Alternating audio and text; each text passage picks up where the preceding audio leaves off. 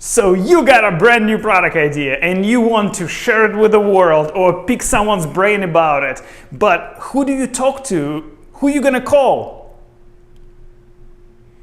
Well, friends and family will likely praise your idea or just kill it right away. Professionals like patent attorneys, manufacturers, product development companies will likely help to guide you, but you may not feel comfortable yet or ready to share the idea with them. So who can you talk to and discuss your idea with?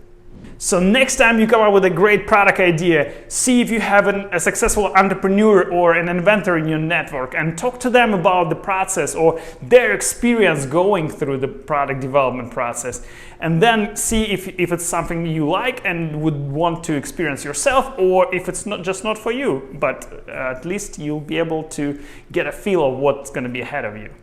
You know, I asked several of our successful customers this question, and almost all of them said that in the very beginning of their new product development journey, what helped them a lot is talking to fellow entrepreneurs and inventors, especially those who've already went through the process and who already had the products on the market.